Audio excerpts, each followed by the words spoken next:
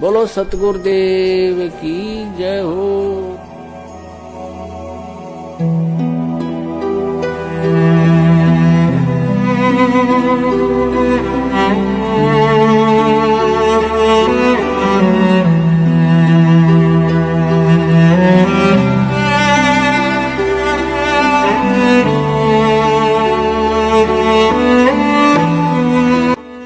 बंदी छोड़ सतगुरु रामपाल जी महाराज जी की जय हो। परमात्मा की सभी प्यारी आत्माओं को पवन दास जयपुर वाले का सत्साहेब।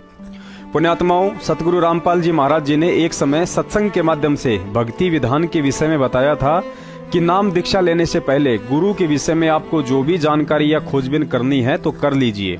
पहले साल 2 साल जितना मर्जी सत्संग सुनकर अन्य संतों के ज्ञान से परख करना है तो कर लीजिए। गुरु और ज्ञान के विषय में जितने भी आपके मन में भ्रांतियां और शंकाएं हैं उन्हें खत्म कर लीजिए। गुरु द्वारा दिए जाने वाले ज्ञान को गीता, बाइबल, वेद, कुरान, पुराण आदि किसी भी शास्त्र से मिलान करना है तो कर लीजिए। लेकिन नाम दीक्षा लेने के उपरांत अपने गुरुदेव पर शंका या किसी भी बात को लेकर उन पर अविश्वास जताना स्वयं की भक्ति व जीवन का नाश करने के समान है। संत रामपाल जी महाराज जी ने सैकड़ों बार जिक्र किया है कि ना ही तो मुझे नाम लेकर बकवाद करने वाले शिष्यों की जरूरत है और ना ही मुझे नकली संतों की तरह करोड़ 2 करोड़ चेले बनाकर महिमा की भूख है।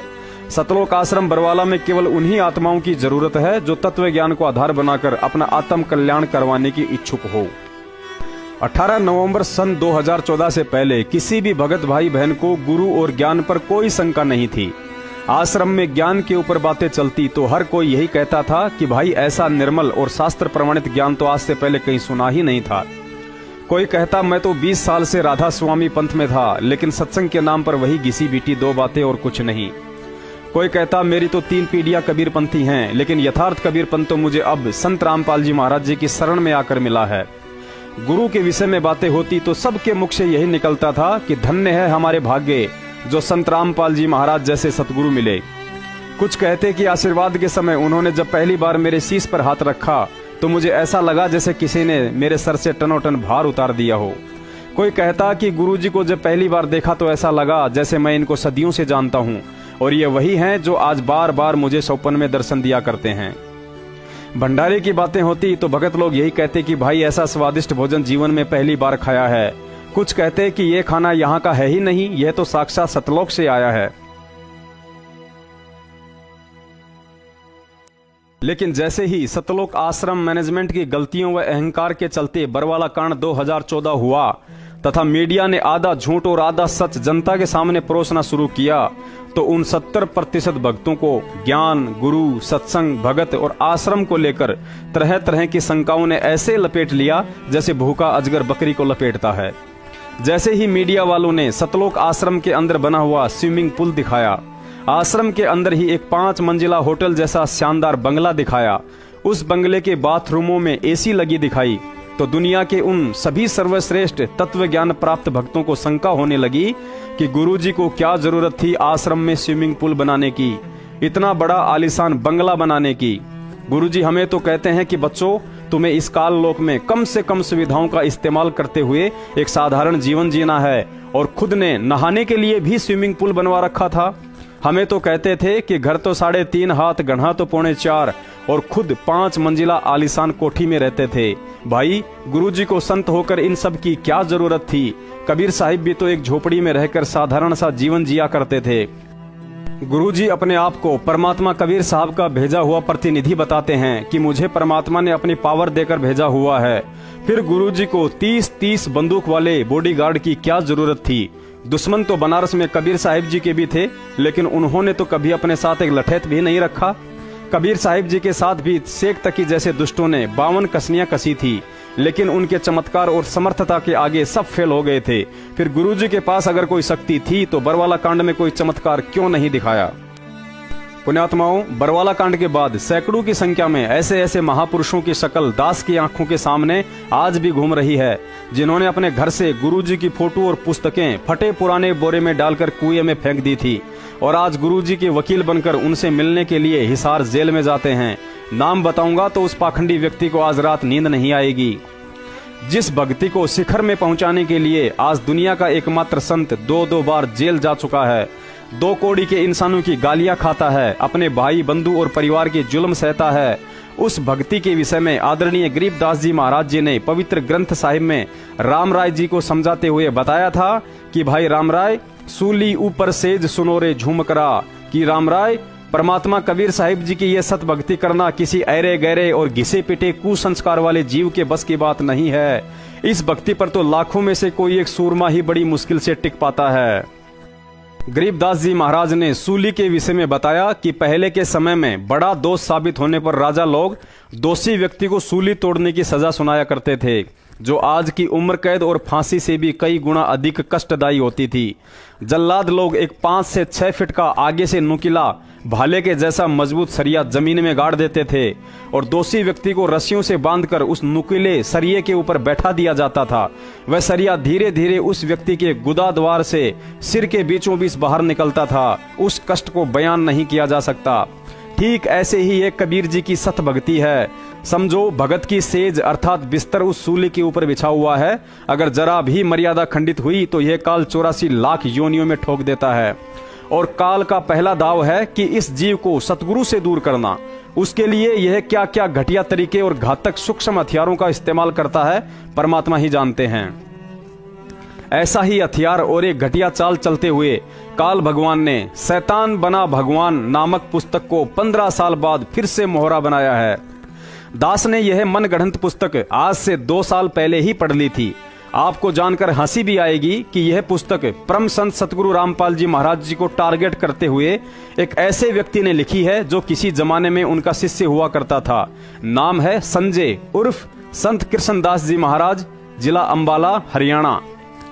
इसके नाम से ही साबित हो रहा है कि किसी जमाने में संत रामपाल जी महाराज की शरण में यह व्यक्ति भगत बनकर मोक्ष प्राप्ति की उम्मीद में आया था, या उनसे थोड़ा बहुत ज्ञान, ध्यान और समाधान लेकर संत का चोला धारण करने की इच्छा से भगत बनने का नाटक करने आया था। संत कृष्णदास महाराज की तरह और भी कई ऐसे महापुरुष हैं जो सतगुरु रामपाल जी महाराज जी से विमुख होकर अपना अलग से चिमटा गाड़ चुके हैं। और यह कोई बड़ी बात भी नहीं है, क्योंकि कबीर साहिब जी अपनी वाणी में बताते हैं कि साहिब के दरबार में गाहक कोटि अनंत, 4 चीज ये चाहते, रिद्धि सिद्धि मान महंत। एक और वाणी में परमात्मा ने बताया कि साहिब के दरबार में ऐसा कोई एक, इन तीनों को छोड़कर वो चाहे पुरुष अलेख। दास ने 2 साल पहले ही इस मनगढ़ंत पुस्तक शैतान बना भगवान को पढ़कर रद्दी में डाल दी थी, लेकिन काल तो काल है, वह तो अपने स्वार्थवश कचरे का भी सदुपयोग करना जानता है और अपने कुछ एजेंटों के माध्यम से उस परम संत को भक्तों व दुनिया की नजरों में गिराने का घटिया कुप्रयास करवाने की कोशिश कर रहा है। लेकिन वो कहावत है ना कि 100 गीदड़ मिलकर भी एक शेर का शिकार नहीं कर सकते। और अपने संत बनने के घटिया मंसूबों में सफल ना होने पर जिस गुरुद्रोही व्यक्ति संत कृष्णदास महाराज द्वारा यह पुस्तक लिखवाकर काल जिसका शिकार करने की फिराक में है, वह शेर नहीं बल्कि अध्यात्म का बब्बर शेर है। और उस बब्बर शेर के सामने जब 650 साल पहले दिल्ली के बादशाह सिकंदर लोदी के दरबार में हाथी ने लीद कर डाली थी, तो आज इस कृष्णदास जैसे 2 कौड़ी के गीदड़ों की क्या औकात है जो संत रामपाल जी महाराज जी के ज्ञान आधारी मजबूत पौधों का पत्ता तक हिला दे। शैतान बना भगवान पुस्तक के लेखक का असली नाम संजय दास था। बाद में छुड़ानी धाम के अवधूत स्वामी भगत राम जी से दीक्षा लेकर आज अंबाला में स्वयं संत कृष्णदास महाराज बनकर लोगों को फर्जी दीक्षा दे रहा है। यह व्यक्ति सन 1994 में संत रामपाल जी महाराज जी का शिष्य बना था। 5-6 साल तक उनके साथ सत्संगों में आता जाता रहा। उसके बाद सितंबर सन 2000 में इसके जीवन में क्या भूकंप आया, देखिए इसी पुस्तक के पेज नंबर 8 पर, जब यह डोंगी संत कृष्णदास अपने चेलों को झूठी बकवास सुना रहा था। पुण्यात्माओं, इस कृष्णदास और इसके चेलों के इस बनावटी संवाद को जरा गौर से पढ़ना और सुनना, क्योंकि आगे जब इस झूठ का विश्लेषण किया जाएगा तो आपको समझने में आसानी रहेगी। पुण्यात्माओं, ये पुस्तक है शैतान बना भगवान, इसका पेज नंबर 9 है। और आप जिसे प्रार्थना है इसको थोड़ा ध्यान से सुनना, इसकी एक एक बात को, क्योंकि आगे परमात्मा इसका विश्लेषण करवाएंगे तो आप जी को समझने में आसानी होगी। ये जो संजय है, संजय उर्फ कृष्णदास महाराज, ये अपने शिष्यों को बता रहा है सतगुरु देव जी के विषय में। क्या बता रहा है? पृष्ठ नंबर 60 पर, मुझे संत रामपाल दास को नाम देने की आज्ञा मेरे पूज्य गुरुदेव स्वामी राम देवानंद जी ने दी। कबीर साहिब हमारे परमेश्वर हैं। पुण्यात्मा, इस लाइन को ध्यान से पढ़ना। कबीर साहिब हमारे परमेश्वर हैं वे समय समय पर मुझ दास को संभालते रहते हैं। यानी ये गुरुजी के विषय में बता रहा है कि संत रामपाल जी महाराज ने एक पुस्तक में लिखा है कि कबीर जी हमारे परमेश्वर हैं और वे समय समय पर मुझ दास को संभालते रहते हैं। आगे फिर ये अपने चेलों को क्या बता रहा है, इन सभी ढोंगी बनावटी बातों का एक ही उत्तर मैं आपको समझाऊंगा। परमेश्वर कबीर साहिब जी को तो एक नौकर बना लिया जो टाइम टाइम पर इनकी संभाल करते रहते हैं। दिव्य दृष्टि दे दी जो सब ब्रह्मांडों को देखकर चित्र बनाए हैं। एसी गाड़ी में बैठे बैठे दिव्य दृष्टि सारे ब्रह्मांडों ने देख ले से। आसन लगाकर बैठना, थोड़ी देर मालिक का ध्यान करना, यो तो ढोंगियों का काम होता से, संतों का थोड़ी होता है। संतों इसी गाड़ी में बैठकर मोबाइल फोन सुनते सुनते चारों तरफ से राइफल बंदूक पिस्तौलों वालों का पहरा लगाकर दिव्य दृष्टि ने खोल ले से। जब सब देखकर चित्र बनाए से। सन 1951 में कबीर साहिब जी ने भेजा था और परमेश्वर कबीर साहिब मार्च 1997 से मिल गए थे। उसके बाद संभाल रहे हैं। अभी आगे अपने भक्तों को क्या कह रहा है, मेरे प्यारे भक्तों, परमेश्वर कबीर की प्यारी जीव आत्माओं इस प्रकार की ढोंग की बातें बताकर ये भोले भाले जीवों को अपने जाल में फंसाते हैं। मेरी आंखों के सामने की घटना सन 2000 में घटी, जो मैं उस समय इनके संत रामपाल दास जी के साथ रहता था। भक्ति का प्यासा था। सतगुरु गरीबदास महाराज जी की फूल रूपी वाणी का मैं भंवरा था। महाराज की वाणी प्रचार में दिन रात इनके साथ रहता था। न धूप न छाया, न दिन न रात, कुछ भी नजर नहीं आता था। बस एक ही लक्ष्य होता था कि महाराज जी सतगुरु जी की वाणी का प्रचार अखंड पाठ करते और कराते हैं। इसमें हर प्रकार से सेवा करते हुए शरीर को पूरा कर देना है।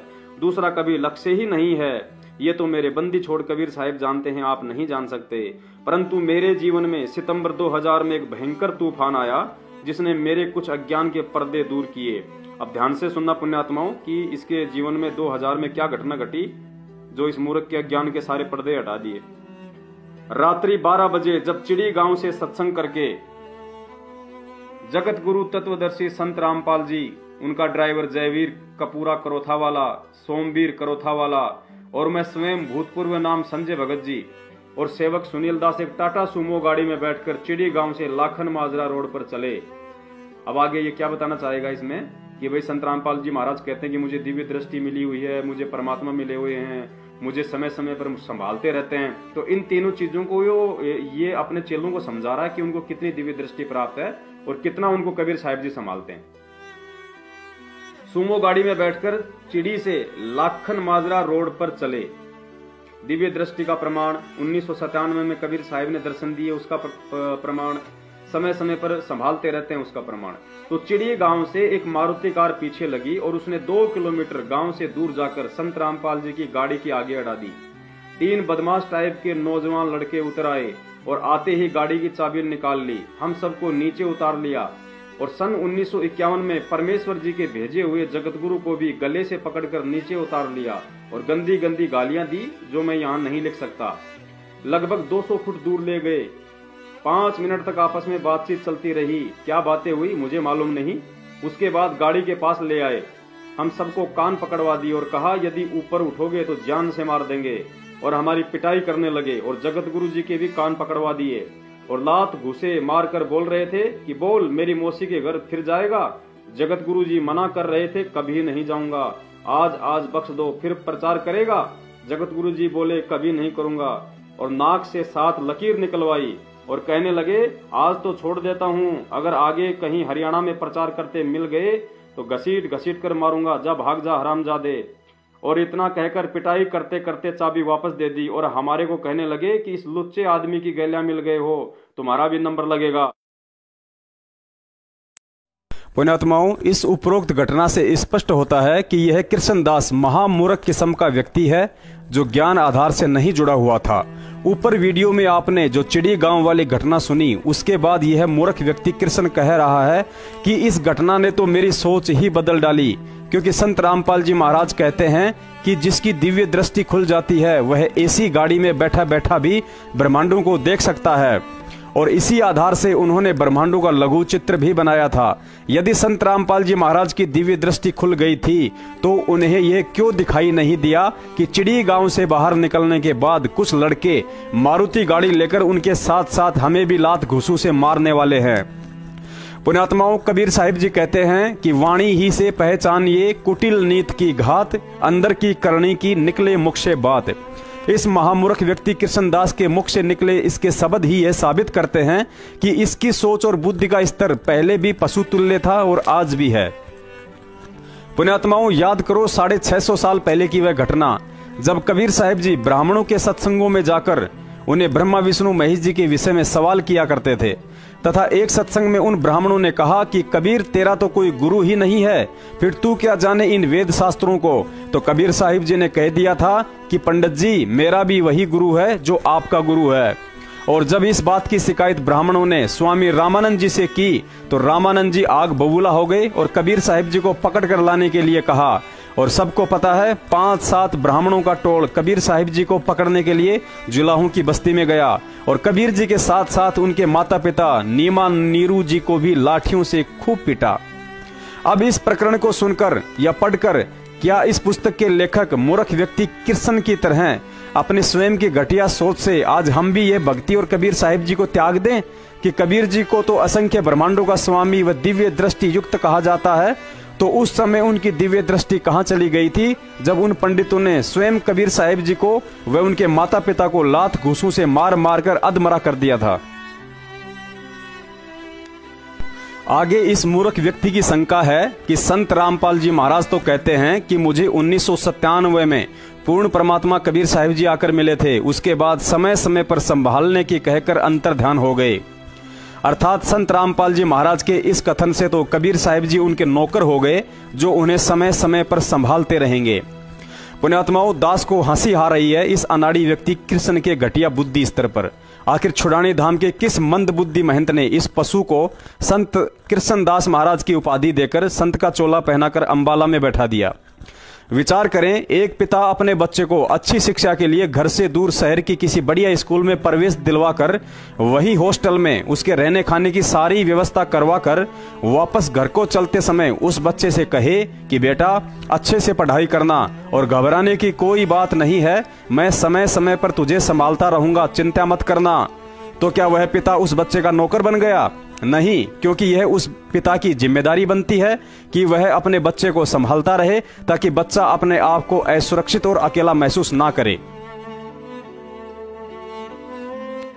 परमात्मा कहते हैं, अंधे की बाँ पकड़ी अंधे ने, ये मार्ग कौन बतासी। छुड़ानी धाम के अवधूत स्वामी भगत राम जी के इस काल प्रेरित शिष्य कृष्णदास महाराज द्वारा अपनी घटिया सोच आधार से अपने पहले गुरु संत रामपाल जी महाराज जी में दोष निकालना अपने आप में एक मूर्खता की मिसाल है। असल में यह व्यक्ति भगत नहीं बल्कि काल एजेंट था। अगर इसका उद्देश्य शिष्य बनकर भक्ति ही करना होता तो छुड़ानी धाम के महंत अवधूत स्वामी भगत राम जी से दीक्षा लेकर एक भगत बनकर भक्ति करता, न कि अंबाला में आश्रम खोलकर संत गिरी का ढोंग करके अपने साथ साथ सैकड़ों व्यक्तियों को शिष्य बनाकर उनका जीवन बर्बाद करता।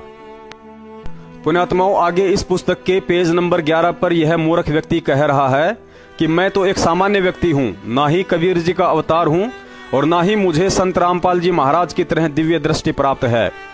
लेकिन तुरंत ही पेज नंबर 12 पर कह रहा है कि एक समय करोथा आश्रम से संत रामपाल जी महाराज के भाई महेंद्र दास और सेवक विजेंद्र ने मुझे फोन किया और कहा कि कृष्णदास महाराज जी, हम आपसे नाम दीक्षा लेना चाहते हैं, लेकिन हमने सुना है आप पहले संत रामपाल जी महाराज के शिष्य थे, आपको उस आश्रम से क्यों निकाला गया और आपको नाम उपदेश देने का आदेश किसने दिया है।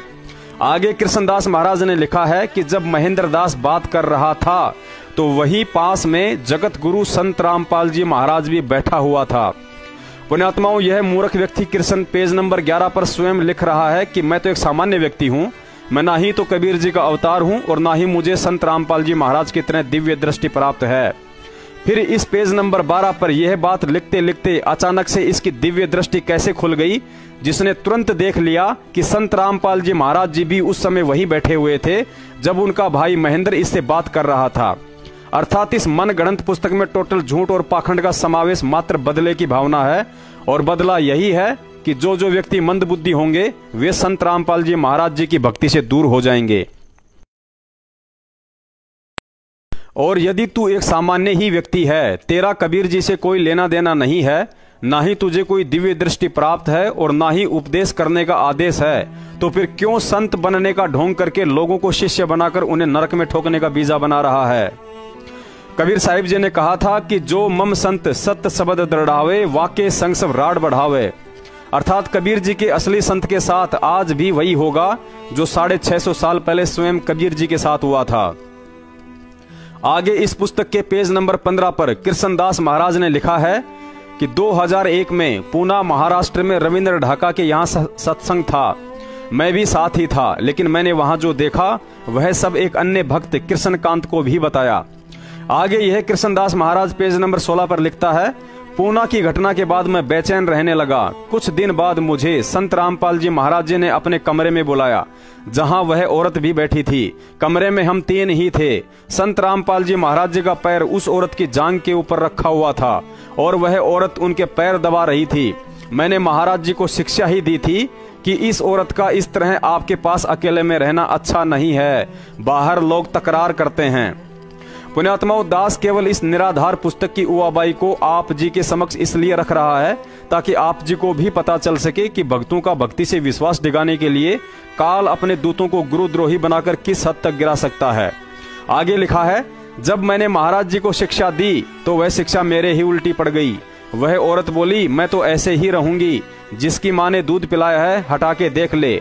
उसके बाद संत रामपाल जी महाराज जी ने भी यही कहा कि ये तो ऐसे ही आएगी, जिसे रहना है रहे, नहीं तो जा सकता है। पुण्यात्माओं, यह कहानी पूरी तरह से बनावटी है और यदि असली है तो भी दुनिया में इसका निष्कर्ष केवल तत्व ज्ञान ही निकाल सकता है। कृष्णदास जी, जब तक एक शिष्य गुरु मर्यादा में है तब तक भ्रमित तो उसे काल भी नहीं कर सकता। फिर आप और आपकी यह पुस्तक कौन से खेत की मूली है। परमात्मा कहते हैं, और ज्ञान सब ज्ञानड़ी, कबीर ज्ञान सो ज्ञान, जैसे गोला तोप का करता चले मैदान।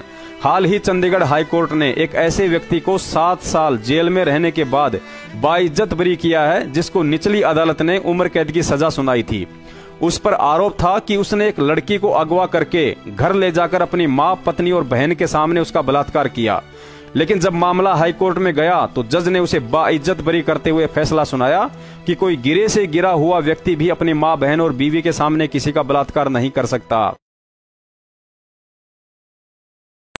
पुण्यात्माओं, ठीक इसी तरह आज के दिन इस पृथ्वी सहित 21 ब्रह्मांडों में ऐसा कोई संत महंत विद्यमान नहीं है और ना ही 650 साल पहले कबीर साहिब जी के अलावा कोई था जो अपने माता पिता का गुरु बनकर भक्ति करवाता था और बेटा होकर माँ बाप को आशीर्वाद देता था और माँ बाप दोनों अपने बेटे को जमीन पर लेटकर दंडवत प्रणाम किया करते थे। यह कर्म और हिम्मत कोई इंसान नहीं बल्कि परमात्मा ही कर सकता है। आज यदि ऐसा कोई पृथ्वी पर मौजूद है तो वह महापुरुष संत रामपाल जी महाराज है, क्योंकि भगवान वाले काम तो केवल भगवान ही कर सकता है और ऐसे महापुरुष के विषय में इतनी घटिया बात लिखना तो दूर, सोचने वाला भी घोर नरक का अधिकारी है। पुण्यात्माओं, वही सेम काशी वाली कहानी, जिस समय अर्जुन सर्जुन कबीर साहिब जी के पास उनको इस गुरुद्रोही कृष्ण की तरह शिक्षा देने गए थे, तो सेम यही दृश्य था। अर्थात कबीर साहिब जी का पैर भी अर्जुन सर्जुन को नाम लेने के बाद भी वैश्या दिखाई दे रही उस गणिका बहन की जांघ के ऊपर ही रखा हुआ था और वह बहन अपने पिता के चरणों की सेवा कर रही थी। लेकिन दोस्त तो अर्जुन सर्जुन के मन में था, उन दोनों बाप बेटी के अंदर नहीं। अब यहाँ विचार करें, पेज नंबर 16 पर इस कृष्णदास ने स्वयं लिखा है कि मुझे संत रामपाल जी महाराज ने स्वयं अंदर बुलाया था और जब मैं अंदर गया तो उस औरत की जांघ के ऊपर संत रामपाल जी महाराज जी का पैर रखा हुआ था और वह पैरों को दबा रही थी। अरे थोते दिमाग वाले मूर्ख इंसान, यदि उन दोनों बाप बेटियों के दिमाग में तेरी तरह गोबर भरा होता या मन में कोई दोष होता तो संत रामपाल जी महाराज जी तुझे उस बहन के सामने अंदर क्यों बुलाते, या बुलाते भी तो अपना पैर एक तरफ हटा लिया होता। लेकिन गुरु की परीक्षा को तेरे जैसा रिद्धि सिद्धि और महंत बनने की भूख रखने वाला मूर्ख इंसान क्या समझे। अंतर्यामी को पहले ही पता होता है कि आगे चलकर टोकरी में रखा हुआ एक गंदा फल हजारों फलों को बर्बाद करे, इससे अच्छा है उसे बाहर फेंक दिया जाए। और संत रामपाल जी महाराज जी से सत्संगों में वह गणिका बहन की कथा सैकड़ों बार सुनने के बाद भी जब परीक्षा का समय आया तो यह कृष्णदास स्वयं ही भूल गया। अगर यह बात सत्य है तो इसमें कोई संशय नहीं है कि वह दृश्य इस मूर्ख की परीक्षा लेने के लिए उन्होंने उस सरोज नाम की बहन को निमित्त बनाकर दोहराया होगा। इसने अपनी पुस्तक में उस बहन का नाम नहीं लिखा है, लेकिन दास को इस घटना के विषय में सारा पहले ही पता था। कहते हैं गुरु की परीक्षा में कोई बिरला ही पास होता है। एक समय नानक साहिब जी ने अपने शिष्यों की परीक्षा ली।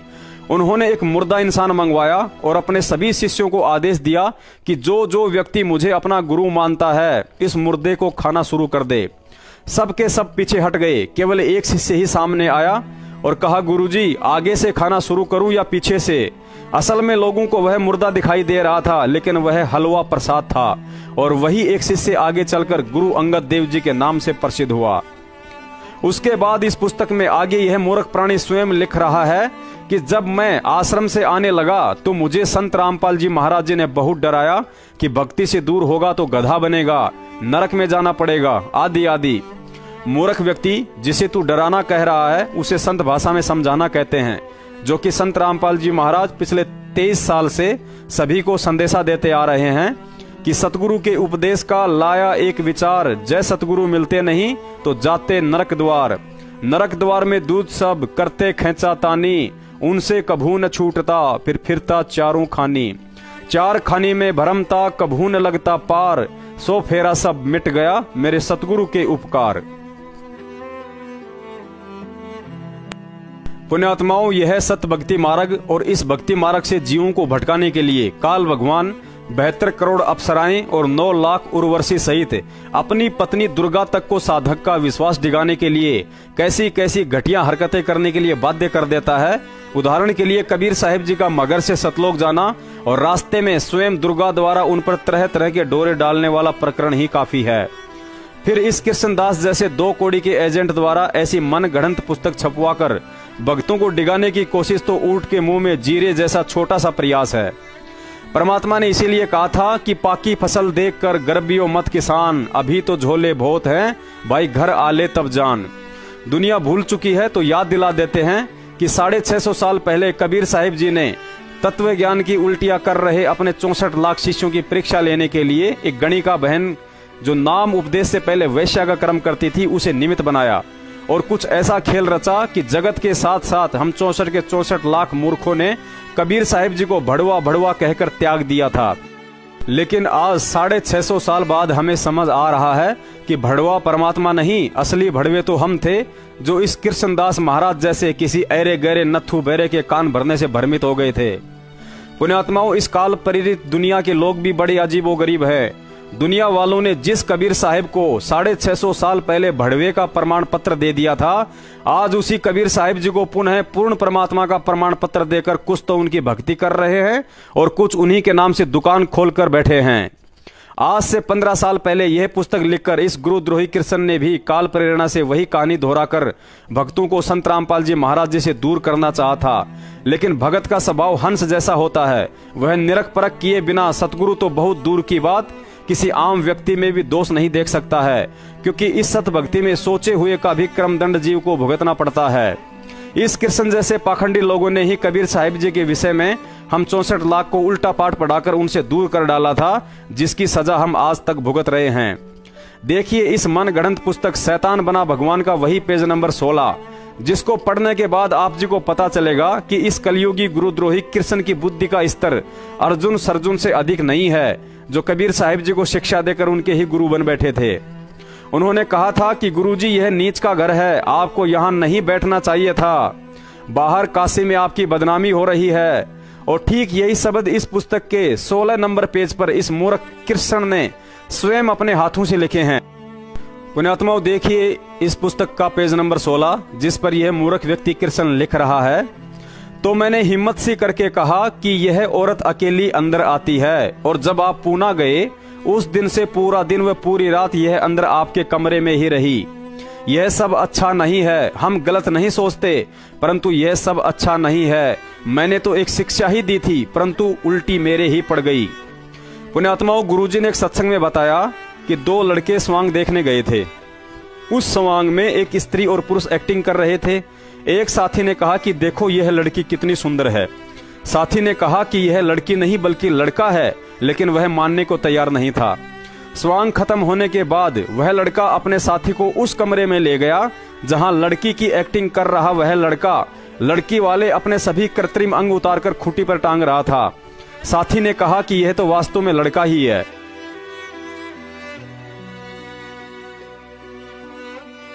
पुण्यात्माओं, गुरुजी ने बताया जब अगली बार वह लड़का दोबारा स्वांग देखने गया तो वही लड़की और लड़का एक्टिंग कर रहे थे, लेकिन उसके मन में जरा भी उन्हें देखकर लड़की वाले भाव नहीं आ रहे थे, क्योंकि उसे पता चल गया था कि ये दोनों लड़के हैं, केवल बनावटी वस्त्र और अंग लड़की वाले पहन रखे हैं। पुण्यात्माओं, ठीक ये स्थिति संत की होती है। जब इस बात की जानकारी सतगुरु रामपाल जी महाराज जी के लाखों भक्तों को हो चुकी है कि असल में हम सब आत्मा हैं और काल भगवान ने इस आत्मा के ऊपर जीवों को मोह माया में फंसाने के लिए नर और नारी करके यह बनावटी खोल पहना रखी है, तो बुद्धिमान व्यक्ति विचार कर सकता है कि लाखों लोगों की सोच बदलने वाले परम संत रामपाल जी महाराज जी की स्वयं की क्या सोच होगी।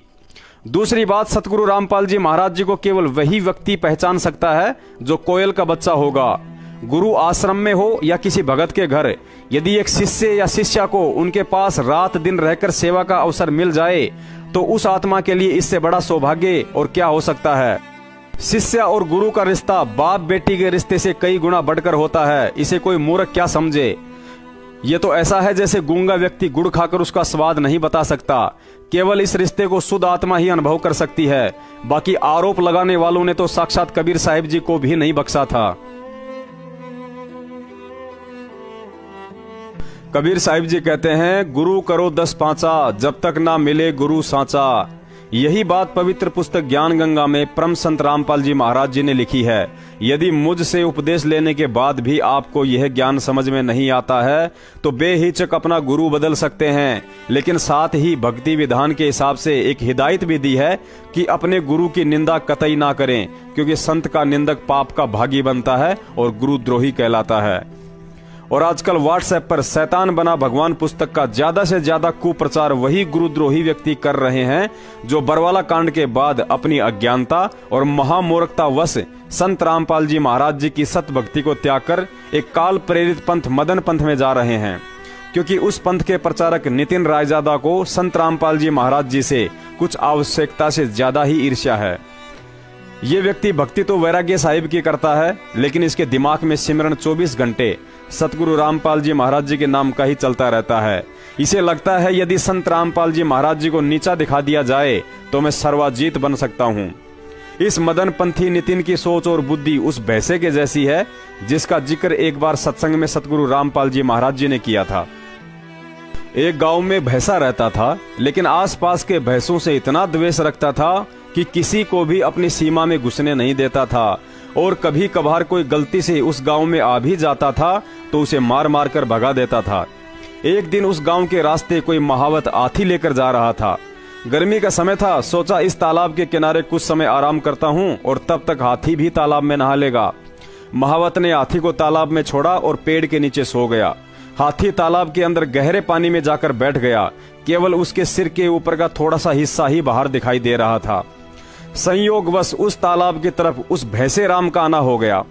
जब उसे तालाब में हाथी के सिर का थोड़ा सा वह काला काला हिस्सा दिखाई दिया तो आग बबूला हो गया और सोचने लगा कि मेरी इजाजत के बिना किस गांव के भैंसे की इतनी औकात हो गई इस तालाब में नहाने की। गुरुजी बोले, भैंसा उसे मारने के खातिर 100 की स्पीड से दौड़ा और पानी में छलांग लगा दी। जैसे ही उसने पानी में छलांग लगाई तो हाथी भी खड़ा हो गया। अब जैसे ही हाथी खड़ा हुआ तो गुरुजी हंसते हुए बोले, पहली बार इतना बड़ा जानवर देखकर भैंसे का टट्टी पेशाब दोनों निकल गए, और जितनी तेजी से तालाब में घुसा था उतनी ही तेजी से बाहर को भागते हुए 2 किलोमीटर दूर जाकर देखा कि आज ये क्या बला थी। अब तक इस नितिन जैसे लोगों का पाला केवल भैंसे से ही पड़ा था।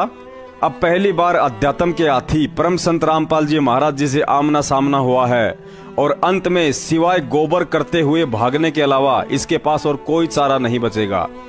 पुण्यात्माओं, सतगुरु के मुख कमल से निकली कोई भी वाणी या शब्द अनायास नहीं होता है। उसका एक गहरा और गूढ़ अर्थ होता है। ये अलग बात है कि हम उसे समझ नहीं पाते। यदि सतगुरु रामपाल जी महाराज जी ने कबीर सागर और सूक्ष्म वेद से कुछ वाणियां छांटकर हमें नित्य नियम बनाकर दिया है, या अपने सत्संगों में वे बार बार हमें सुनाते हैं, तो समझो वाणियों का गहरा राज है। ऐसी ही एक वाणी है, द्वार धनी के पड़या रहे और धक्के धनी के खा, सो काल झकझोल ही पर द्वार छोड़ ना जा। यहाँ सतगुरु ने हमें शिक्षा दी है, अभी तक तुम काल के ग्रास थे, लेकिन अब तुम युगों युगों से थक हार कर इस काल की कैद से निकलकर मेरी शरण में आ चुके हो। परंतु काल भी प्रबल शक्ति है, अपना शिकार इतनी आसानी से छोड़ता नहीं है। मैं तुम्हें तत्व ज्ञान देकर मजबूत बनाऊंगा तो काल भी उतनी ही तेजी से अज्ञान फैलाकर तुम्हें पुनः भ्रमित करने की हर संभव कोशिश करेगा। मैं तुम्हें सत्य से परिचित कराऊंगा तो काल भी उतनी ही तेजी से तुम्हें किसी न किसी बहाने झूठ की नाव में सैर करवाने का भरकस प्रयत्न करेगा। मैं तुम्हें भक्ति और भगवान पर विश्वास दिलाने के लिए 100 सत्य प्रमाण दिखाऊंगा तो दूसरी तरफ ये काल तुम्हारे सामने सैकड़ों सफेद झूठ परोसेगा जो बूर के लड्डू की तरह होगा, दिखने में सुंदर लेकिन खाने में 2 आने के भी नहीं। ऐसा ही एक और बूर का लड्डू इस पुस्तक शैतान बना भगवान के पेज नंबर 5 पर जबरन परोसा गया है। कृष्णदास महाराज लिखता है कि स्वयं मेरे सामने महेंद्र ने शब्द उच्चारण किए हैं, हमें तो ज्ञान नहीं था, पहले अज्ञान में समय बर्बाद कर दिया, हम दोनों भाई बैठकर पीते थे। वाह रे मेरे कृष्णदास महाराज, तूने उदाहरण भी दिया तो ऐसे महापुरुष का दिया। जब 100 झूठे इंसान मरते हैं तो उस जैसा एक पैदा होता है, यानी महेंद्र भगोड़ा। बरवाला कांड के बाद इस महेंद्र के चरित्र को देखने के बाद संत रामपाल जी महाराज का भगत जरूरत पड़ी तो कुत्ते की बात पर यकीन कर लेगा, लेकिन इस दुष्ट महेंद्र की बातों पर नहीं। हमने गुरु संत रामपाल जी महाराज को बनाया है, काल एजेंट महेंद्र को नहीं। और ना ही हमें तेरी और तेरे बाप महेंद्र की बातों पर कोई यकीन करना है, क्योंकि तू 2001 में ही गुरुद्रोही बन चुका था और महेंद्र 2014 के बाद बन गया। पुण्यात्माओं, इसीलिए दास ने यह पुस्तक आज से 2 साल पहले ही रद्दी में डाल दी थी, क्योंकि इस पुस्तक में लिखी किसी भी बात का कोई ठोस आधार या प्रमाण नहीं है और ना ही इन बातों का वर्तमान में कोई वजूद है।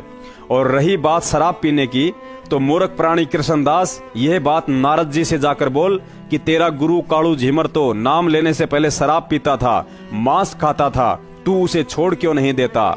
यह बात जाकर उन 100 करोड़ हिंदुओं को बोल कि तुम जिस रामायण को पढ़कर पंडिताई कर रहे हो, उस रामायण को लिखने वाले वाल्मीकि जी पहले मांस खाते थे और शराब पीते थे, अतः तुम इस रामायण को पढ़ना छोड़ क्यों नहीं देते। और फिर आकर मुझे बताना कि नारद ने कालू झीमर को त्याग दिया या हिंदुओं ने रामायण को पढ़ना त्याग दिया, और यदि नहीं तो तेरे बराबर नीच इंसान कोई दुनिया में नहीं जो ईर्ष्यावश कुछ भी लिख रहा है। दूसरी बात, इस भक्ति का विधान कबीर साहिब जी ने बनाया है और उनके विधान में शिष्य के लिए हिदायत है कि गुरु की कथनी पर चलना है, करनी पर नहीं।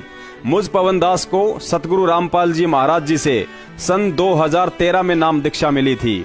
अब सन 2012 में या उससे पहले संत रामपाल जी महाराज अपने भाई के साथ शराब पीते थे या हुक्का, वे बालाजी पूजा करते थे या खाटू श्याम जी, मुझे इन सब बातों से कोई लेना देना नहीं है।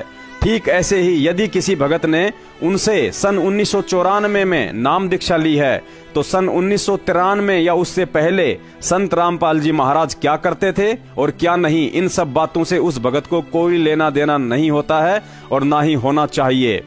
अरे नालायक इंसानों, रही बात हम भक्तों के विश्वास की, तो उस पाखंडी कृष्णदास महाराज ने तो अपनी पुस्तक में खाली एक ही औरत का जिक्र किया है। यदि सैकड़ों भी दिन रात उस परमपिता के शरीर से लिपटे रहें तो भी इस सृष्टि में ऐसी कोई शक्ति नहीं है जो हमारा विश्वास सतगुरु रामपाल जी महाराज और उनकी भक्ति से डिगा सके। तुम तो खाली ये बनावटी बातें इन पुस्तकों में लिख रहे हो। यदि यही बात संत रामपाल जी महाराज अपने मुख कमल से भी कह दें तो भी हम आत्माओं को यकीन नहीं होगा, क्योंकि यह आध्यात्मिक खेल है जिसे समझना तुम जैसे माया के पुजारियों के बुद्धि के बाहर की बात है। पुण्यात्माओं, परमात्मा की वाणी है, एक टूक के कारण कुत्ता 70 घर फिर आवे और विश्वास के कारण हाथी घर पर बैठा बैठा मन भर खावे। तो भाई, हम उन कुत्तों में से नहीं हैं जो आज किसी गुरु के चरण चाट रहे हैं और कल को किसी और के चाटने लग जाएंगे। तत्व ज्ञान देकर सतगुरु रामपाल जी महाराज हमें अपनी पहचान करवा चुके हैं। हम काल के कुत्ते नहीं बल्कि दयाल के हंस हैं। नितिन जी, वह समय काफी पुराना हो चुका है जब सर्वानंद जैसे पंडितों ने हमारी अज्ञानता का फायदा उठाकर हमारे से तालियां बजवा दी थी कि कबीर हार गया, कबीर हार गया। उस समय हम तो अनपढ़ थे ही थे, लेकिन कबीर साहिब जी भी अनपढ़ बनकर लीला कर रहे थे। लेकिन वर्तमान का कबीर इंजीनियर है, इंजीनियर। पहले सिंचाई विभाग का बनकर पौधों को सींचा करता था और अब अध्यात्म का इंजीनियर बनकर अपने भक्तों को सींच रहा है। आज आप लोग ये जो थोते परमाणु बम फोड़कर जिन भक्तों को तोड़ने की फिराक में घूम रहे हो, वह गंदगी तो बरवाला कांड 2014 में ही संत रामपाल जी महाराज से दूर हो चुकी है। बरवाला कांड के बाद अपने मन में सच्चे सतगुरु के प्रति दोष लाने वाले उन मंदबुद्धि लोगों ने तत्व ज्ञान आधार से यह विचार नहीं किया कि जिस संत रामपाल जी महाराज ने अध्यात्म के जो प्रमाणित रहस्य दुनिया के सामने उजागर किए हैं, उन्हें उजागर करने का अधिकार व आदेश कबीर साहिब जी ने आदरणीय धर्मदास जी को भी नहीं दिया था और ना ही गरीबदास जी को दिया। गुरुजी ने एक सत्संग में बताया था कि मैं कहता आखन की देखी और तुम कहते कागज की लेखी। गुरुजी ने साफ साफ कहा था कि बच्चों, भक्ति की जंग विश्वास रूपी हथियार से लड़ी जाती है। यदि सतगुरु पर विश्वास है तो ही तुम्हारे ये मंत्र रूपी बाण सही से काम करेंगे। मैं तुम्हें 23 साल से वेद, गीता, कुरान, पुराण, बाइबल आदि से 100 सत्य प्रमाण दिखाकर भक्ति का पहलवान बनाना चाहता हूं, ताकि तुम्हारा सतगुरु पर अटल विश्वास और भक्ति पर दृढ़ता आने वाली पीढ़ियों के लिए एक मिसाल बने।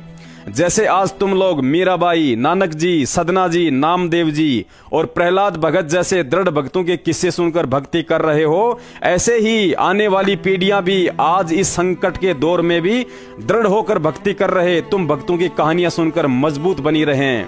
परमात्मा कहते हैं, गरीब कच्चा हीरा कर्च हो नहीं सहे घनमार, ऐसा यह मन हो रहा लेखा लेकर तार।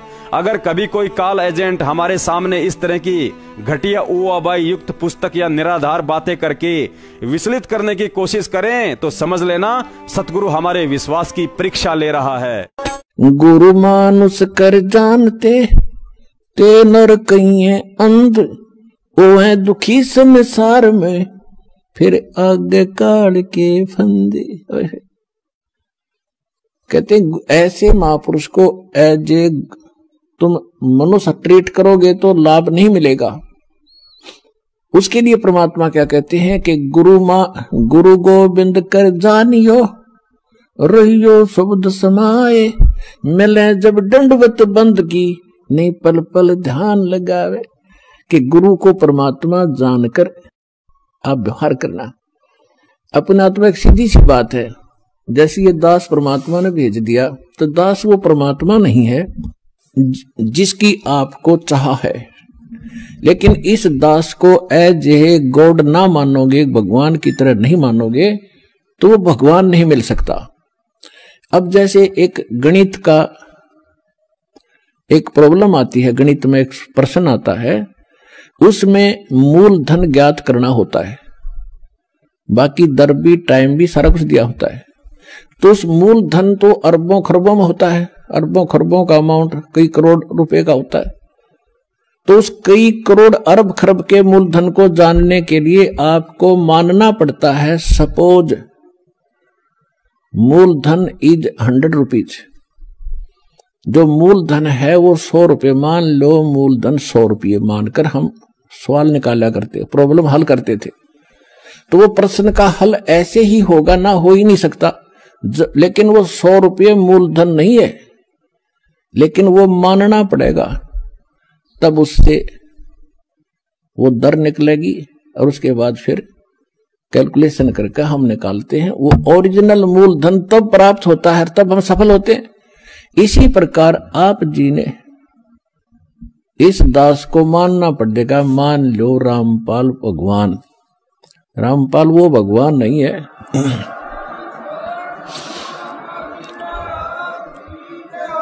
और इसको एज ए गुरु ट्रीट करके, एज ए गॉड ट्रीट करके आपने अपनी आदत सुधारनी है। क्योंकि जब आप यहां से जाओगे, यहां से चलते ही गुरु का रोल, पहले भी रोल है, फिर भी आपके साथ रहेगा। इस दास के रूप में आपका नीचे से गणेश जी के दरबार से अकाउंट क्लियर कराता चलेंगे। यानी आप जब यहां से चलोगे तो ऑटोमेटिकली आपके रास्ते साफ पाओगे। जैसे स्थान स्थान पर वो खड़े होते हैं, चौराहे पर सिपाही होते हैं ट्रैफिक को डाइवर्ट करने के लिए, ऐसे जब आप संसार छोड़ कर चलोगे आपको आप बताते चलेंगे आप इधर जाओ, आप इधर जाओ, तो आप गणेश जी के उसमें जाओगे। वहां जाते आपको क्लियरेंस चिट मिलेगी, अग जाइए जी आप जाओ।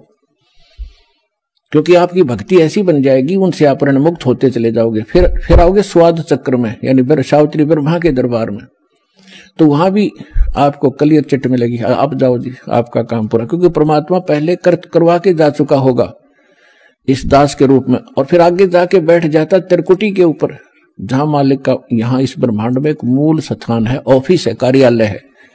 जैसे प्रत्येक देश में प्रत्येक देश का एक राजदूत भवन होता है, तो इस दास के रूप में आपको परमात्मा उस त्रिकुटी पर मिलेगा। तो फिर आप जाओगे नाभि कमल में। नाभि कमल में विष्णु और लक्ष्मी जी का दरबार है, वहां आपको फिर वहां से अकाउंट क्लियर लेना पड़ेगा, वो भी चिट आपको तैयार मिलेगी, नो ड्यू सर्टिफिकेट। फिर आप आओगे हृदय कमल में, विष्णु पार्वती और शिव का जो दरबार है, फिर वहां से आप चलोगे, और फिर आओगे आप कंठ कमल में, दुर्गा का स्थान है, वहां से भी आपको क्लियर चिट मिलेगी। फिर आप पहुंचोगे त्रिकुटी पर। त्रिकुटी पर जाकर के फिर 3 रास्ते बन जाते हैं, उसको त्रिवेणी बोलते हैं। इन्हें कख भी नहीं पता त्रिकुटी पर। ये राधा स्वामी वाले कहते हैं हम तो साढ़े, तो हमने कोई जरूरत नहीं वेद ग्रंथों का किसी को, हम नीचे के भगवानों से हमने कोई लेना देना नहीं, हम तो सीधे त्रिकुटी में ध्यान लगाते हैं। त्रिकुटी को बरवाड़ा का बस स्टैंड है, वहीं पहुंच जाओगे त्रिकुटी पे। वाह भाई वाह। त्रिकुटी तक पहुंचने के लिए बहुत जोर लगेगा तुम्हारा, 7 जन्म भी 100 जन्म नहीं पहुंच सकते। साधनाओं से 5 काल नाम के जानो, 5 काल के नाम जो आप करते हो, साधना कोई है नहीं, गुरु तुम्हारे है ही नहीं। क्योंकि जो राधा स्वामी के मुखिया थे शिवदयाल जी, उसका कोई गुरु नहीं, और वो भूत बनकर अपनी शिष्या में बोल रहा है, जैसे हम भूत बोलते हैं। यहाँ पर आप देख लो किस किस के अंदर बातें करते, ऐसा वो बातें कर रहा है वहां पर। तो कहने का भाव ये है कि त्रिकुटी पर जब आप पहुंचोगे तो वहां इस दास के रूप में परमात्मा मिलेंगे, और जैसा व्यवहार विचार आपका यहां है और जो डिमांड आप यहां लेकर मर रहे हो, तो वहां जाके फिर नहीं मांगोगे कोठी चाहिए जी, कार बन जाए, तो परमात्मा कहेंगे जाते नीचे तू कार कोठी ले, वापस भेज देंगे। तो ये भी आपकी इच्छा यहां से इसलिए हटाई जाती है कि केवल ये मांगो, साई इतना दीजियो जा मैं कुटुंब समावे, हम भी भूखे न रहे अतिथि न भूखो जावे। बता फिर क्या रहे, क्या मांगने। कुटुंब समान का अर्थ है परिवार की रिक्वायरमेंट ऑफ द फैमिली। अब रिक्वायरमेंट अगर आपने कोई मोटरसाइकिल की आवश्यकता है तो वो भी देगा भगवान, अवश्य देगा। अगर आपको कार की आवश्यकता तो कार भी देगा, ये गारंटीड समझ लेना। अब जिसने जाना है खेत में और वापस आना, बताओ वो क्या करेगा हेलीकॉप्टर का, वो तो मतलब की बकवाद कर रहा है। तो इस तरह की और फिर कहने अभाव ये मान ले कार मिल गई, जब के कौन सा तो देवता बन गया, निर्धन भक्ति कर रहा है, मजदूर भक्ति कर रहा है। भक्ति भगवान को प्यारी है, भगत भगवान को प्यारा है, तो भक्ति करनी पड़ेगी। किसी ने सुविधा है ऐसे जाने में तो वो कोई दिक्कत नहीं, वो ले लो, वो दे देगा। लेकिन एक मजदूर ने कहा मैंने कार चाहिए, तो कार ने शर्म मारा, कसी ठा के जाके वहां खड्डा खोदना, कार ने क्या करेगा। हाँ, भक्ति दोनों ही करोगे, दोनों ही मुक्त होंगे। एक भक्ति दोनों ही सफल होगे, वो कार में घूमने भी सफल होगा और मजदूर भी को भी वही पद मिलेगा जो उस कार में बैठे हुए को मिलेगा। तो हमने तो वो चाहना है, यहाँ की वस्तु चाहिए नहीं आपको। तो इस प्रकार जब इस तरह की भावना आपकी हट जाएगी तो वहां त्रिकुटी पे एग्जाम होगा आपका। जैसा व्यवहार जैसा विचार आपका यहाँ इस दास के प्रति है, भगवान देखता रहता है। कहते मौला बैठा मोरचे और देखे जन की भेड़, दवा 10 कोट जम किंकर तहां एक नाम की खेड़। अब जैसे यहाँ आपको तरीके बताए जाते हैं, उदाहरण और एग्जाम्पल दे देकर कथा सुना के कि परमात्मा जब तपस्या पर आए काल के इस लोक में, तो धर्मदास जी को परमात्मा बता रहे हैं कि जब मैंने उस काल को ये कहा, परमेश्वर कबीर जी बता रहे हैं कि जब मैंने उस काल को ये कहा कि मैं नीचे जाऊंगा और सब जीवों को बताऊंगा तो भगवान नहीं है, और सब गलत मंत्र जाप कर रहे हैं, उनको यथार्थ ज्ञान दूंगा, यथार्थ मंत्र दूंगा और सब जीवों को पार करके सतलोक ले जाऊंगा। तूने बहुत दुखी कर दिया इनको, भगवान की आत्माओं को। तब वो काल इतना ताकतवर है कि मेरे ऊपर झपट्टा मारा मारने के लिए। तो मैंने सतनाम का जाप शुरू कर दिया, और जो ही मैंने सिमरण किया श्वास से, ऐसे गिर गया जैसे पक्षी की पांख कट जाती है। तो कहने का भाव यह है कि जब आप पर कोई आपत्ति आती है, प्रथम मंत्र मिला है तो उसका सिमरण कर दिए शुरू, और सेकंड मिला है सतनाम तो सतनाम का सिमरण शुरू कर दीजिए। सारनाम मिला है तो वो तो कहना है क्या है, वो सिमरण कर दीजिए। तो तीनों ही एक जैसा प्रोटेक्शन करेंगे यहाँ की आपदाओं में। तो यहाँ परमात्मा हमें बताना चाह रहे हैं, तो यहाँ हमें बताना चाह रहे हैं कि जब कोई भी आपत्ति आवे तो अपने श्वास का सिमरण आपने शुरू कर देना चाहिए। और उस श्वास उस केंद्रित, जैसे मौला बैठा मोर्चे और देखे जन की भेड़, भेड़ माने भिड़ंत, यानी किस तरीके से ये लड़ता है। जैसे एक सैनिक है और उसके पास बंदूक है, गन है, अब वो गन न छोड़ के और पत्थर ठाको मारने चल रहे तो किसा क्या कल है उसके अंदर। तो आपको ये सतनाम, ये नाम की एक बंदूक दे रखी है, हथियार दे रखा है इस काल के दूतों के साथ लड़ने के लिए। अब जब आपके ऊपर आपत्ति आती है, यम के दूत आते हैं, चाहे परमात्मा लिखा, गरीबदास जी ने लिखा है कि वो परमात्मा आपकी हर गतिविधि देखता भक्त की, और आपको ये भी देखता है कि ये किस तरह से उनसे निपटेगा काल के दूतों से। कहते 12 करोड़ यम के दूत, 4 दूतों की तो बात ही छोड़ो जो तुम्हें लेने आते हैं। अगर 12 करोड़ यम के दूत सामने खड़े हों और आपने एक सिमरण कर दिया, वो 12 करोड़ न्यू पड़ेंगे, जाके एक दूसरे के ऊपर उछलते भागते नजर आओगे, नो मैदान साफ कर जाएंगे।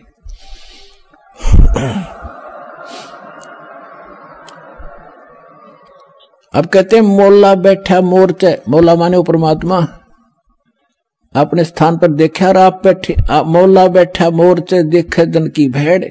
जो मोर्चे में भक्त बैठा है, यानी मोर्चा है हमारा हर काल का ही, उसके साथ हम लड़ रहे हैं, संघर्ष कर रहे हैं, भक्ति कर रहे हैं, सिमरण कर रहे हैं। और कहते हैं उस जैसे आपत्ति आती है उस समय अपना सिमरण शुरू करो दाता का, सब बातें भूल के। और वहां न्यू का हरी मां मर गया बचाइए तो कहेगा भगत है वो। तो परमात्मा ये देखता है कि वहां आप कैसे, कौन सा फार्मूला अपनाओगे, तो वो तरीके आपको यहां बताए जाते हैं। तो वहां एग्जाम होगा त्रिकुटी बजा का आपका। तो यहां परमात्मा कहते मौला बैठा मोर्चा देखे जन की भेड़, आपकी लड़ाई देखता है, भिड़ंत देखता है, यो कैसे मुकाबला करता है। बंदूक धर के पत्थर ठाता है या बंदूक दिखावा है, तो फिर ज्यादा फर्क पड़ जाए, बंदूक दिखाते हैं। तो सिमरण स्वरूप नाम के सिमरण से संकट टलेंगे। और कहते हैं 12 कोट जम किंकर जहां, 12 दूत यम के दूत सारे के सारे आपके सामने आ जाओ, और एक नाम की खैड़, खैड़ माने टक्कर नु मारे सब गिरता चल तगड़ा आदमी होता है। तो ऐसे वो मंत्र की इतनी जबरदस्त शक्ति है, क्योंकि ये ज्ञान जो बोला गया था सिंपल और अनएजुकेटेड व्यक्ति थे, उनको सिंपल लैंग्वेज में समझाना था। तो वो परमात्मा आपकी भिड़ंत यानी आपकी एक्सरसाइज देखता है कैसे कर रहा है। तो वो जैसे इस दास के साथ आप व्यवहार, जैसे आप यहाँ डिमांड करते हो, तो धीरे धीरे देखो प्रथम बार को भक्त आता है उसको तो कंपलसरी है, वो तो मांग गएगा, और ये भगवान देगा ही देगा, इसके घर में कोई घाटा है कोई नहीं। ज्ञान इसलिए दिया जाता है कि तू क्या मांग रहा है उतना मांग ले जितनी तुझे जरूरत है, और बाकी भगवान पर छोड़। उसने क्या पता नहीं मेरे बच्चे को क्या आगे आवश्यकता है, आगे तैयार खड़ा पाओगा आपका, आपसे पहले खड़ा मिलेगा, इसको किस चीज की आवश्यकता है। पति भरता जमी पर जो जो धर पाओ, समर्थ झाड़ू देत है ना काटा लग जाए। तो आप उसके हो गए, तो फिर आपके जीवन रूपी सफर में झाड़ू लेकर, कहते हैं मैं उसका दास हूं। दास किसे कहते हैं? गुलाम को। भगवान दास भी पीछे रह जाए, लेकिन भगवान आपकी पुकार से सुनते ही आगे खड़ा पाओगा, और उसको पहले भी खड़ा पाएगा कि मेरा बच्चा आ रहा है, और साफ कर दो कि इसके कर्म के कांटे ना चुभ जा।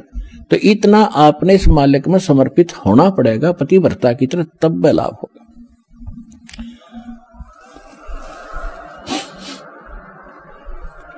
जब आप त्रिकुटी पर पहुंचोगे, अब जैसा भाव आपका यहां है, जैसे सोपन में भी फिर ऐसा करते हैं, जैसा आप अपने जागृत जीवन में कर रहे हो दिन में, ऐसा ही आपका फिर स्वप्न होगा।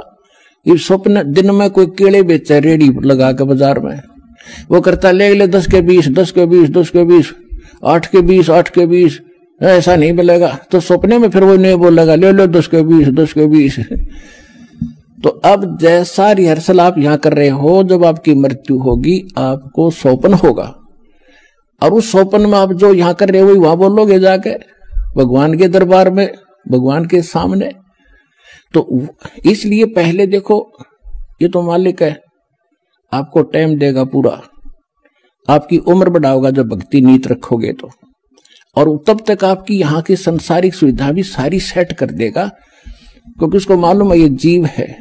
और कितना ज्ञान सुना ले जब तक, अब सीधी सी बात है, जब तक पैर में काटा है इतना कितनी सलाह दे ले जूता पहन ले, जूता पहन ले, कतई नहीं पहन सकता। वो तो काटा काट निकालना ही पड़ेगा जब जूता पुराना है। तो ये दास आपसे भक्ति करावेगा तो आपके ये कर्म के काटे ये दुख जरूर दूर करेगा, ये गारंटी समझे।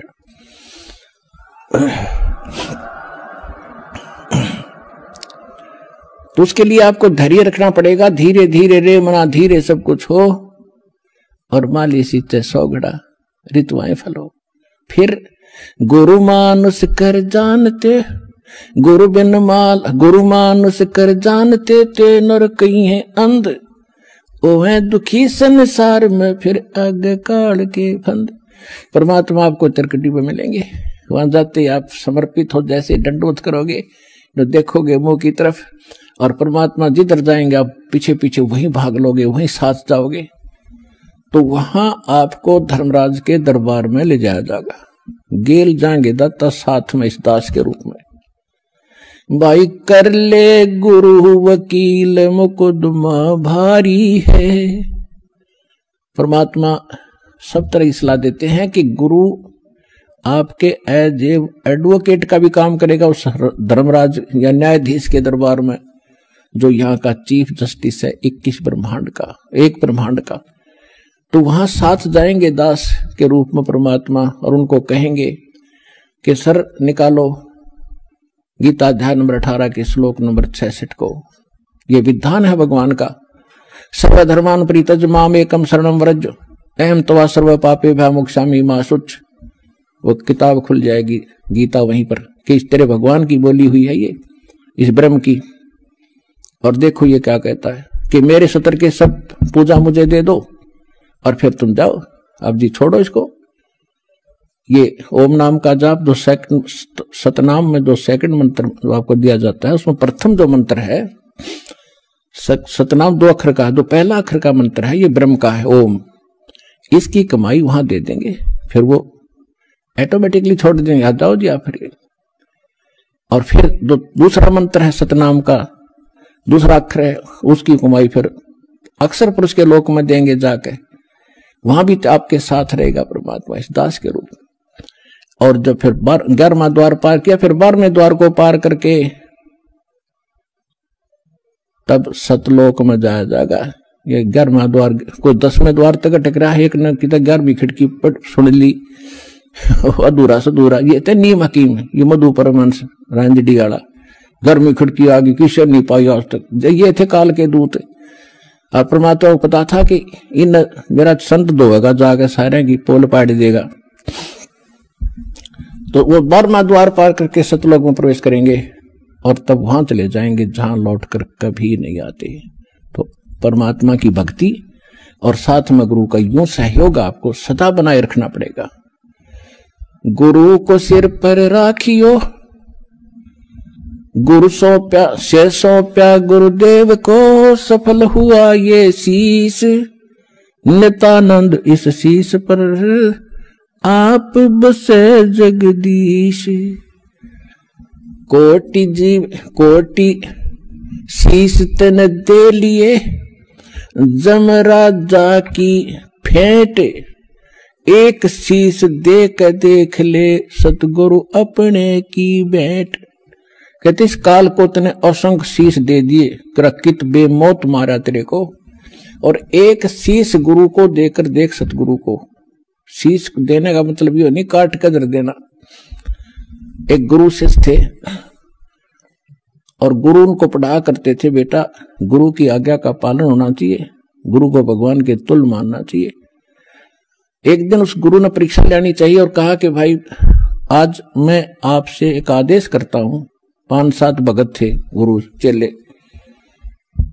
तो सब चेले कहने लगे जो आदेश हो गुरुदेव कि भी मेरे सिर में 5-5 जूते मारो। अब 5 के 5 सुन हो गए। तो फिर वो याद दिलाते हैं कि गुरु की आज्ञा का जो पालन नहीं करते वो शिष्य फेल होते हैं। भाई देख लो, और तो उठे नहीं, एक खड़ा हुआ, अपना जूता निकाला, गुरुजी के चरणों में बैठ के अपने सिर में मारे 5 पट्टा पट। गुरुजी बोला भाई डांडी मत मारे, तेरे सिर में नहीं मेरे सिर में कहा था मैंने, मेरे मारे। तो उस विवेकशील चेले ने कहा जी ये दास का शीश भी तो आपका ही है। तो कहने का भाव ये, आपने ऐसे समर्पित और विवेक से होना पड़ेगा, तब गुरु बिना आपका मोक्ष नहीं। और गुरु आपको मिल गया, आप कल्याण कराओ, अपने परिवार को लाओ और जहां तक संभव हो सके इस ज्ञान को फैलाओ, बहुत बड़ा परोपकार होगा, आपको विश्व का कल्याण होगा। बोलो सतगुरुदेव। जिसके सिर पर कृपा गुरु की, वो दुख कैसे पाएगा। जिसके सिर पर कृपा गुरु की, वो दुख कैसे पाएगा। नाम गुरु जी का जप लेगा, नाम गुरु जी का जप लेगा, जीवन सफल बनाएगा। जिसके सिर पर